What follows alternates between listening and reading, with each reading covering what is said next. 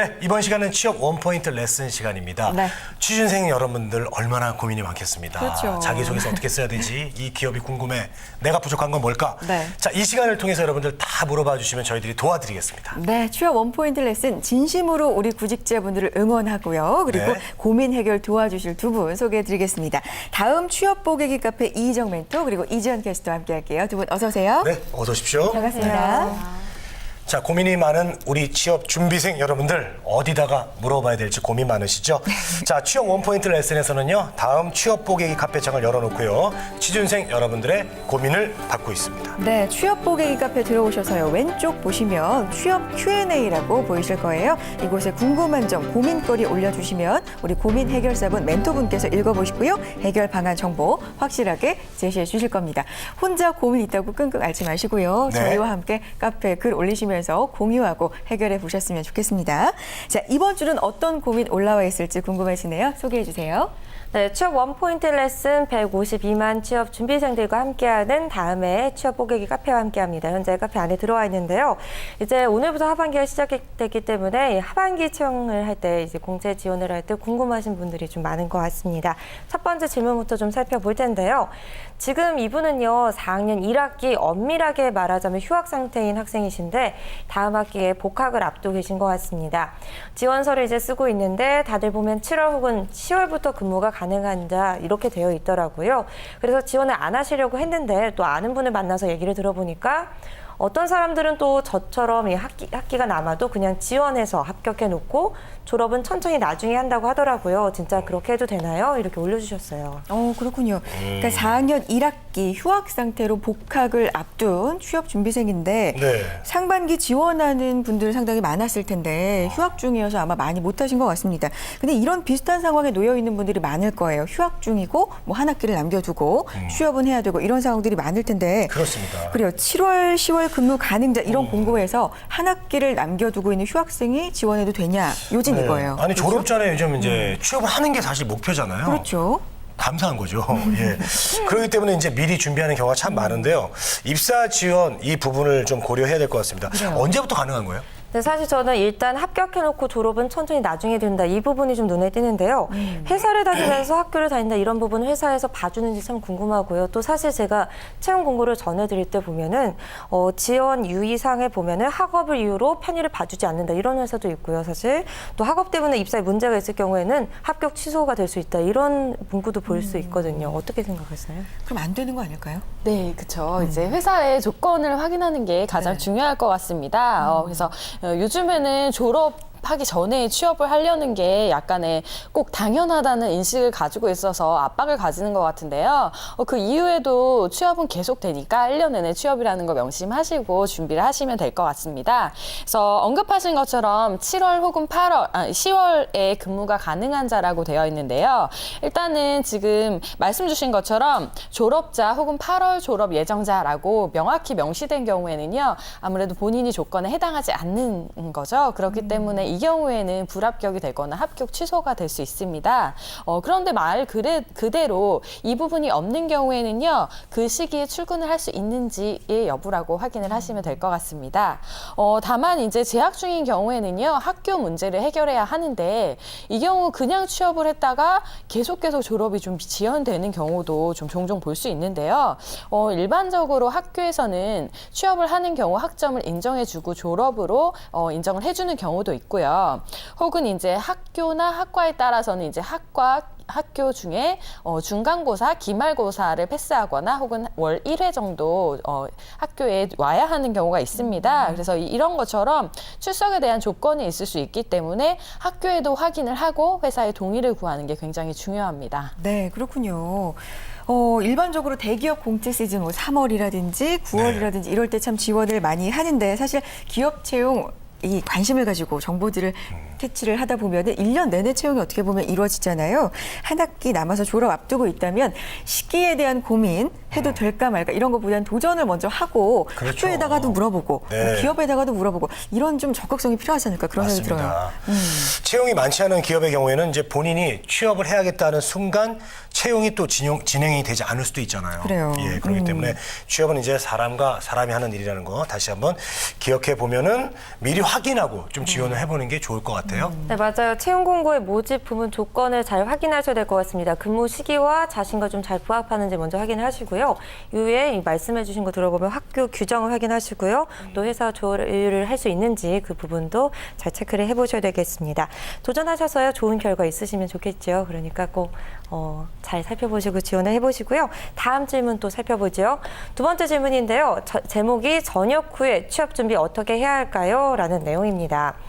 이분은 지방사립대 기계공학과를 전공하고 계신 분인 것 같습니다. 전역을 하고 1년 동안 쉬면서 이번 2학기 때 2학년 2학기로 복학을 하시게 되는데요. 간단한 스펙을 적어주셨어요. 성적이 3.2점에 토익이 600점 현재 갖고 계신 게 이것뿐이다 이렇게 적어주셨고요. 현대차나 뭐 자동차 계열 연구직 또 자동차 계열 쪽으로 취업을 하고 싶은데 뭐부터 어떻게 준비를 해야 될지 모르겠습니다. 조언 부탁드립니다. 이렇게 올려주셨네요. 그렇군요. 네. 일명 뭐 스펙이라고 하는 부분을 조금 정리를 해보면 지방사립대 기계공학 전공자고요. 2학년 2학기로 복학 예정이고 학점은 그렇죠. 3.2에 토익 600점, 600점. 자동차 업계 연구직 그쪽으로 목표를 하고 계세요. 네. 어떻게 취업을 해야 되냐 뭐 이런 네. 게 질문인데. 네, 일단 그래요. 제가 남자기 때문에 네. 전역 축하합니다. 예, 그래요? 남자는 전역을 축하드립니다. 하면 뭔가 굉장히 부담이 많이 돼요. 내가 나가서 뭔가 해야 될 것 같고. 어른이 되나요? 예, 갑자기? 어른이 되면서 굉장히 불안합니다. 네. 내가 잘할 수 있을 건가 또 새로운 세상에서 그런 생각이 불안감도 드는데 많군요. 예, 일단 축하드리고 네. 자동차 업계에서 일하고 싶다는 이분의 목표만큼은 확실한 것 같습니다. 맞아요. 예, 자, 군 제대 후에 보통 의지가 제일 강해요, 사실. 예, 저도 사실 제대하고 나서는 막 뭐든지 다 할 수 있을 것 같았거든요. 근데 해야만 하잖아요 또. 근데 딱 3개월 가더라고요. 아. 3개월 이후에 다시 그 전으로 돌아갑니다. 뭐 했나 싶고. 의지가 좀 오래 네. 가는 게 중요할 것 근데 같아요. 의지가 금방 꺾여요. 예, 세상이 녹록지가 않거든요. 네. 자, 이 마음으로 지금 현재의 마음으로 준비하시면 될 것 같은데 이분은 어떻게 뭐부터 준비하면 좋을까요? 그러게요. 네, 3개월 간다고 하셨는데 그 3개월을 잘 보내시면 될 것 같은데요.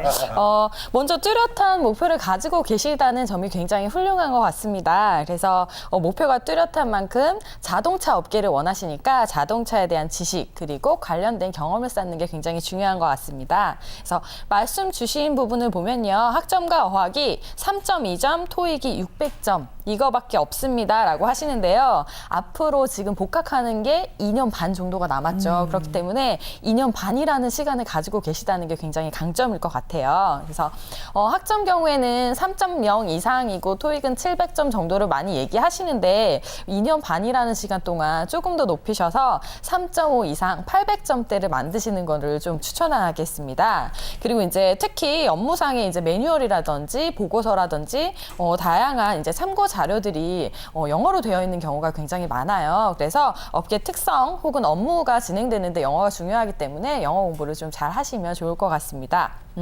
그 다음은요, 이제 직무 관련 경험의 준비입니다. 요즘에는 자동차 관련돼서 동아리, 제작 동아리 혹은 연구 동아리가 좀 많이 있더라고요. 그래서 자동차 업계 지원하는 분들 중에 특히 기계공학과들이 이런 부분의 경험이 있으면 좀 유리하더라고요. 그래서 혹시 학교에 이런 동아리가 있는지 외부에도 있는지 확인하시고 활동하시면 굉장히 좋을 것 같고요.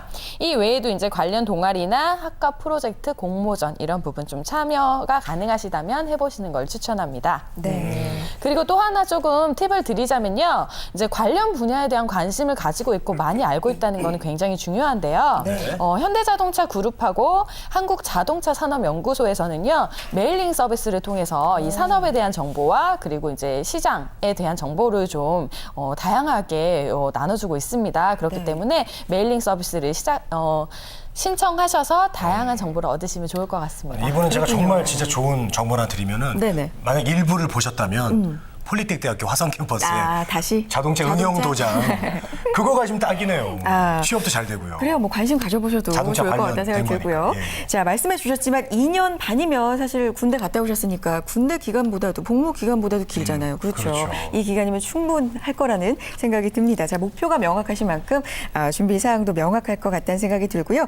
어학 준비, 학점 준비 기본이 되는 사항이니까요. 이 점들 좀 철저하게 준비해 보셨으면 좋겠습니다. 자, 정리해 볼까요? 네, 저는 특히 이분 같은 경우에는 관련 분야에 관심을 놓지 않고 계속 체크업하시는 게 중요하다고 생각이 드는데요. 이분 같은 경우 뚜렷하게 원하는 산업 분야가 있잖아요. 그렇기 때문에 관련 산업의 정보를 계속해서 받아볼 수 있는 메일링 서비스 말씀해 주신 것처럼 잊지 마시기 바랍니다.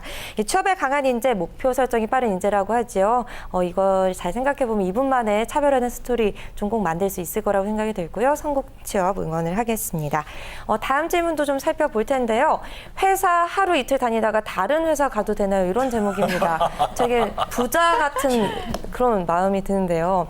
이분은 2개 회사가 비슷한 시기에 최종 면접을 봐서 둘 다 합격한다 이런 가정하에 한 회사에 먼저 입사를 하게 되면 다른 회사가 며칠 내로 또 입사 권유를 하게 되면 이 회사, 첫 회사를 다니다가 다른 회사에 마음이 있으면 그냥 못 다닌다고 하고 나와도 되냐요? 여러분. 근데 두 회사 직무가 아주 다른 것 같습니다. 일단은 고민이 참 되실 것 같아요. 행복한 고민을 하고 계시네요. 예, 정말 대단한 분이십니다. 예. 자신감이 그만큼 아. 또 있다고도 들리고요. 예, 일단 좀 붙고 나서 이렇게 하셨으면 좋을 것 같은데 다른 회사의 합격 소식을 전에 다니고 있다가 듣게 된다면 정말 난감할 것 같습니다. 그래요. 예. 맞아요. 또 출근 요즘은 하루 이틀 3일만 조금만 다녀도 이렇게 정리될 수 있는데 그렇죠. 갑자기 탁 끊고 이렇게 할 수 있을까요? 배부른 고민 같지만 이분한테는 굉장한 고민일 거예요. 그렇죠? 그렇습니다. 네, 해결해 근데 주세요. 이런 일이 별로 없을 것 같은데 사실 굉장히 비일비재하게 일어나기도 합니다. 회사를 입사해서 뭐 하루 이틀 다니다가 좀 이제 다른 회사로 가야겠다라고 의사를 표현하는 경우도 있고요. 혹은 이제 신입사원 연수를 하는 도중에 중도 퇴사를 하는 경우도 좀 있습니다. 그래서 어떻게 보면은 굉장히 이분에게는 실질적인 고민이 될 수도 있는데요. 그렇죠. 네. 아무래도 인생이 굉장히 중요한 진로, 첫 직장이 굉장히 중요하기 때문에 신중한 고민을 좀 해보시는 게 좋고요. 그리고 다만 이걸 이제 이야기하는 과정이 조금 중요할 것 같습니다. 그렇죠. 예. 예. 그래서 무단으로 결근을 한다거나 혹은 이제 문자로 통보를 한다거나 이런 식의 이제 통보를 하는 건 별로 좋지 않고요. 또 당일날 거의 퇴근 시에 저 내일부터 안 나오겠습니다. 이런 경우를 제가 조금 본 적이 있는데 이런 거는 좀 좋지 않고요. 출근을 해서 일찍 상사에게 말씀을 드려서 회사도 좀 대응을 할 수 있고 좀 이제 적절한 조치를 할 수 있도록 하면은 굉장히 좋을 것 같습니다. 네, 그렇군요. 퇴사하는 경우 일방적인 통보보다는 사실 회사 입장에서도 좀 준비할 시간을 주는 게 예의가 아닐까. 회사도 마음의 준비를 해야 그래요. 됩니다. 뭐 그런 예. 생각이 듭니다. 자, 마지막 고민까지 살펴봤습니다. 정리를 한번 해보죠. 네, 이별에도 예의가 필요하다 이런 말이 있잖아요. 그렇기 네, 때문에 누구나 살아가면서 사실 이별의 순간은 맞닥뜨리게 되는데 어떻게 이별하느냐 그 방법이 중요할 것 같습니다. 마지막 이야기하면서도 또 다음도 기약할 수 있는 그런 이별이 됐으면 하는 바람이고요. 네. 오늘도 이 많은 이 궁금증을 좀 풀어드렸는데요. 다음 주 이 시간에도 우리 구직자 여러분들의 취업 고민들 잘 풀어드리도록 하겠습니다. 네, 알겠습니다. 고맙습니다. 자, 취업 원포인트 레슨 여러분의 고민 해결 지금까지 해드렸고요. 네. 취업 보기기 카페 이희정 멘토님 그리고 이지연 게스트와 함께했습니다. 두 분 고맙습니다. 네, 고맙습니다.